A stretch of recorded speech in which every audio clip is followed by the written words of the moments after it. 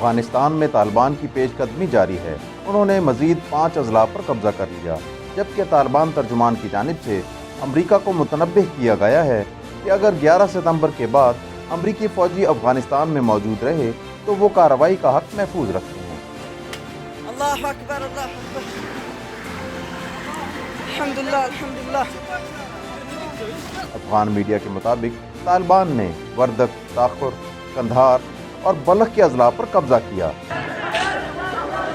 بس کیا آمده بس برادر ماستی بیا بیا بیا۔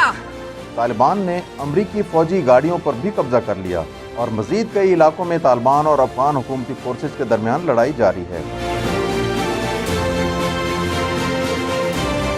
ادھر صوبہ قندھار میں امریکی ڈرون حملوں میں 55 طالبان جنگجو مارے گئے۔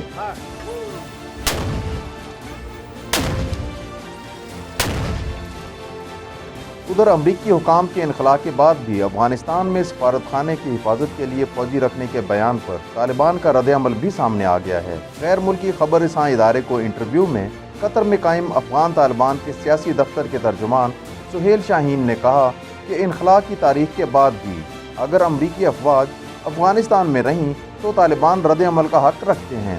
انہوں نے کہا کہ 11 ستمبر کی ڈیڈ لائن کے بعد اگر 650 امریکی فوجی افغانستان میں رہے تو یہ معاہدے کی صریحاً خلاف ورزی ہوگی۔ خیال رہے کہ گزشتہ روز امریکی حکام نے کہا تھا کہ کابل میں سفارت خانے کے تحفظ کے لیے 650 امریکی فوجی موجود رہیں گے۔ اللہ اکبر، اللہ اکبر، الحمدللہ، الحمدللہ، الحمدللہ، الحمدللہ۔ دا ټول دشمن ټانګان الحمدلله ټول تسلیم شول. شتان نه الحمدلله، الحمدلله.